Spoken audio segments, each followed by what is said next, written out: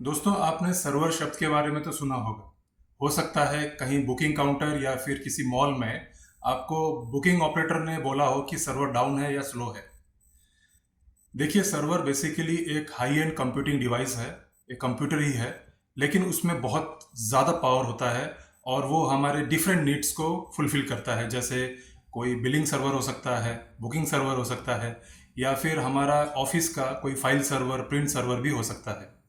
आज मैं आपको दिखाऊंगा कि एक सर्वर के अंदर क्या होता है और उसको खोल के दिखाऊंगा कि उसके डिफरेंट पार्ट्स के बारे में आपको बताऊंगा। चलिए देखते हैं।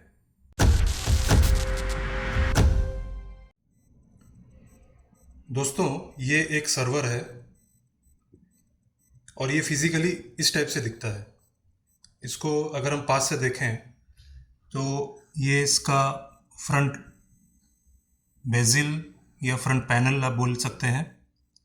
यहाँ पे डिफरेंट इंडिकेटर्स दिए हुए हैं, इथरनेट का और टेम्परेचर का, साथ में रैम का, प्रोसेसर, फैंस और डिफरेंट पावर बटन्स हैं जिसमें पावर बटन, यूएसबी और वीजे पोर्ट भी है।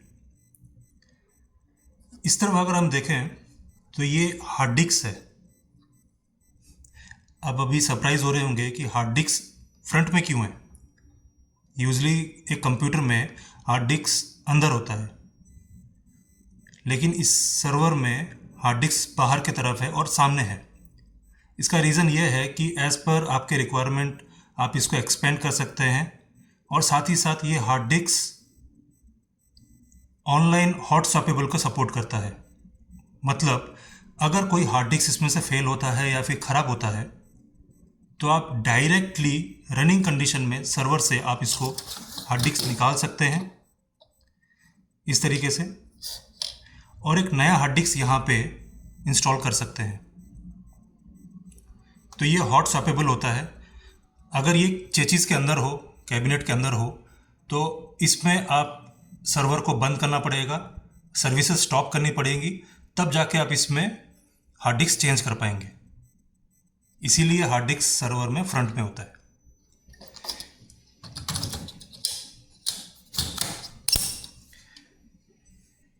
अब इस तरफ देखें अगर, तो यहाँ पे डीवीडी रीड रोम है और साथ ही साथ ये इसका एयर सक्शन के लिए वेंट्स दिए हुए हैं।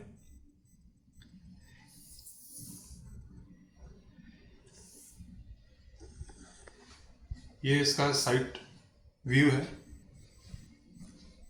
अब हम बैक व्यू की तरफ आते हैं।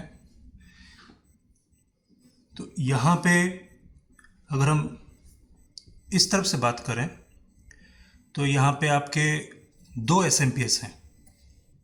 सर्वर है भाई, मजाल है अगर एक एसएमपीएस ख़राब हो जाए तो आप दूसरे एसएमपीएस से सर्वर को चालू रख सकते हैं। बेसिकली ये रिडंडेंसी के लिए होता है। यहाँ पे दो पावर केबल्स इंसर्ट होते हैं और ये इसका एसएमपीएस है। इसको मैं एक एसएमपीएस आपको खोल के दिखाता हूँ। इस टाइप से वो खुल जाएगा और आप देखिए, ये इसका एसएमपीएस है। पिक पावर में ये 460 वाट कंज्यूम करता है और इस टाइप के ये कनेक्टर्स होते हैं। ठीक है, चलिए इसको लगा देते हैं वापस।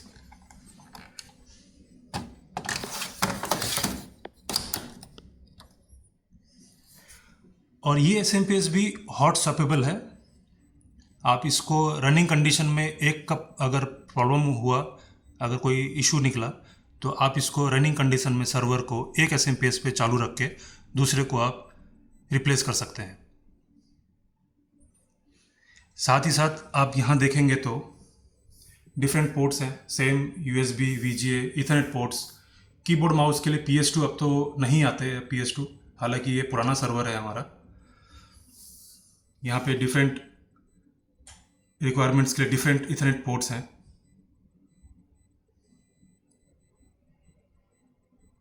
तो ये इसका रियर व्यू है। अमूमन सारे सर्वर्स के स्ट्रक्चर और जो पार्ट्स हैं सेम ही होते हैं। चलिए अब इस सर्वर को हम ओपन करेंगे। अब इसके इंटरनल पार्ट्स को भी देखेंगे। तो इस सर्वर को ओपन करने के लिए यहाँ पे हमें लॉक सिस्टम दिया हुआ है।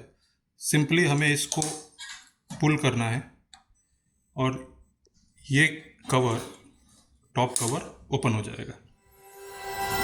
इस सर्वर का मैं आपको एयर फ्लो समझाता हूँ, क्योंकि सर्वर को ठंडा रखना बहुत ज़रूरी है। ये 24/7 चलता रहता है ये सर्वर, और इसको प्रॉपर कूलिंग अगर नहीं देंगे तो ये ख़राब हो सकता है और हमारे सारे सर्विसेज को इम्पैक्ट कर सकता है। चलिए जानेंगे सबसे पहले एयर फ्लो कैसे होता है इसमें। तो सबसे पहले ठंडा एयर, चिल्ड एयर इस वेंट से अंदर जाता है, इस ग्रिल से अंदर जाता है सामने से, और उसको सक करने के लिए यहाँ पे हाई एंड पावरफुल फैंस लगे हैं। ये आप देख सकते हैं, ये फ़ैन है, 4 फ़ैन है, जबकि और आप इसको एक्सटेंड कर सकते हैं 2 फ़ैन को। ये फ़ैन को अगर आप देखेंगे इस तरीके से ओपन करके, तो ये बहुत ही पावरफुल फैंस है। ये इसके कनेक्टर हैं, ये फ़ैन है, और यहाँ पे ऐसे ये इंस्टॉल होता है, राइट। इसको चलिए लगा देते हैं। अब ठंडा हवा ये फ़ैन सक करते हुए, यहाँ पे आप देख रहे हैं एक प्लास्टिक का कवर है, इसको एयर डक बोलते हैं, एयर डक। इसका काम क्या है कि हवा को प्रॉपरली चैनलाइज करना। तो सर्वर में जब ठंडा हवा, चिल्ड हवा यहाँ से घुसता है, तो ये इस एयर डक से होता हुआ प्रोसेसर, यहाँ पे इसका मदरबोर्ड, और यहाँ पे ये इसका SMPS, पावर सप्लाई यूनिट, तो यहाँ पे सारे चिल्ड एयर पहुँचते हैं। तब तक हवा गर्म हो चुका होता है, क्योंकि बहुत ही हीट होता है यहाँ पे।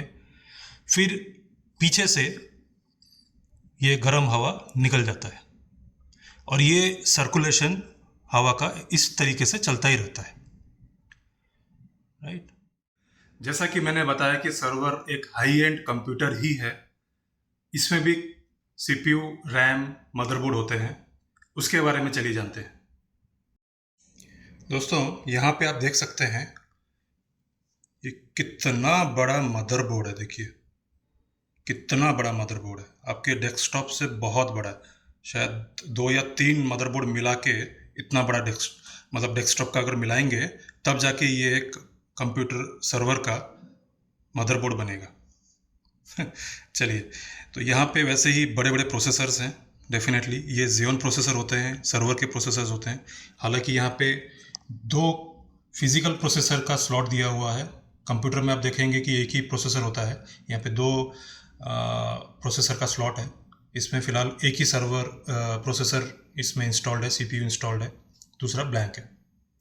सेम वे ये रैम है, रैम के स्लॉट्स हैं। इधर भी, इस तरफ भी आप देखेंगे रैम के स्लॉट्स हैं। तो यहाँ पे इस साइड में रैम लगे हुए हैं, और ये स्पेशल रैम होते हैं। इसको हम ECC रैम बोलते हैं, ECC RAM. Okay, ECC stands for error correcting code RAM. ये सब रैम ECC रैम्स होते हैं।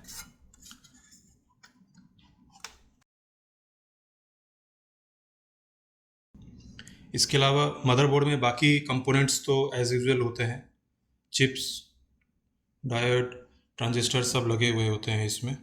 CMOS बैटरी आप देख सकते हैं, इधर भी है, जैसे डेस्कटॉप में होता है, to maintain the date and time, और बाकी जो बेसिक कॉन्फ़िगरेशंस हैं, बूटिंग डिवाइसेस वगैरह, राइट। उसके डिटेलिंग अभी हम नहीं जाएंगे।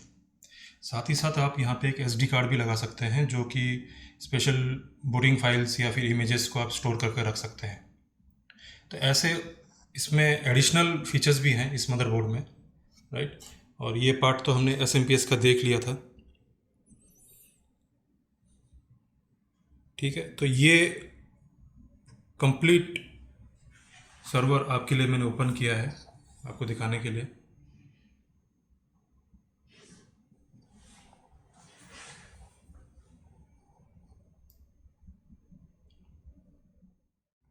सर्वर बहुत ज़्यादा डेवलप होते जा रहे हैं। सोच के देखिए कि अगर एक सर्विस के लिए आपको एक एक सर्वर इंस्टॉल करना पड़े, तो एक ऑर्गेनाइजेशन में, चाहे वो मिड या फिर स्मॉल ऑर्गेनाइजेशन है, तो उसको कितने सारे सर्वर लेने पड़ेंगे, और उन सर्वर को इंस्टॉल करने के लिए एक प्रॉपर बड़ा डेटा सेंटर आपको करना पड़ेगा। कूलिंग आपकी बढ़ जाएगी क्योंकि ये 24/7 चलते हैं। साथ ही साथ आपका पावर कंजप्शन भी बढ़ जाएगा और मैनेज करना भी मुश्किल हो जाएगा। एक एक सर्वर में आपको एक एक अपडेट्स या फिर उसको लॉग इन करो, उसको मैनेज करो, वो एक दूसरा मुश्किल की बात होगी सिस्टम एडमिनिस्ट्रेटर के लिए। इसीलिए टेक्नोलॉजी प्रोवाइडर्स ने एक फर्दर उसको डेवलप करते हुए वर्चुअल सर्वर कॉन्सेप्ट्स को डेवलप किया है। इसमें कुछ नहीं है कि आपको एक फिजिकल सर्वर में आप मल्टीपल वर्चुअल सर्वर्स क्रिएट कर सकते हैं।